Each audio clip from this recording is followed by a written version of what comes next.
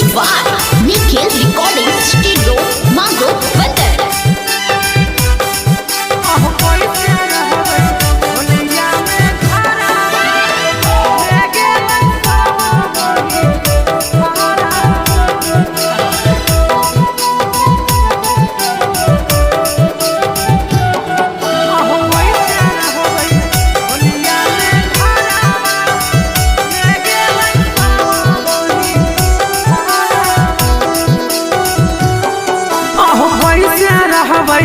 होलिया में धारावा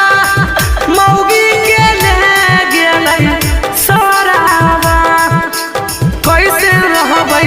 होलिया में धारावा मौगी के ले गेलै सरावा तनियो नहीं कैला कोई बिचारावा ले गेलै सरावा बही फरावा कैसे रहबै होलिया में धारावा मौगी के ले गेलै सहारावा अहो किए करिए गौवा समझावा रे तेरा बैठ के सरवा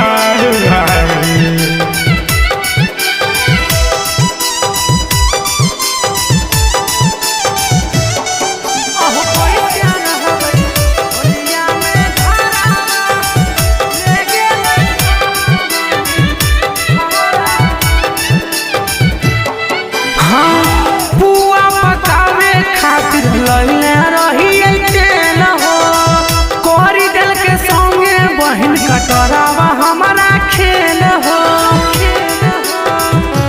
हाँ हाँ पुआ बनावे खातिर लैले रही तेल हो कोरी दिल के संगे बहिन कटोरावा हमारा खेल हो सुना कल कोई घरवा दुबारावा ले गेलै सरवा बहिन फारावा अहो कैसे रहबै होलिया में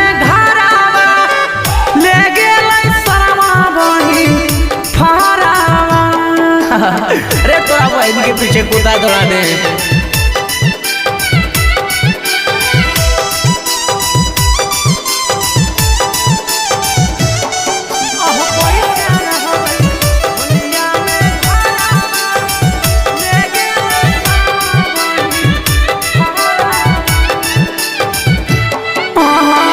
रंग डाले खातिर आइए टरकावा छोड़ी घर हो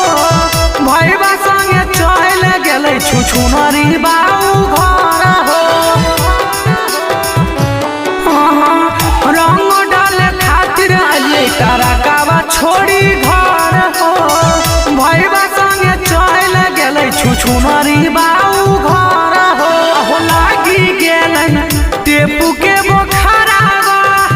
मौगी के ले गेलै सहारावा अहो कैसे रहबै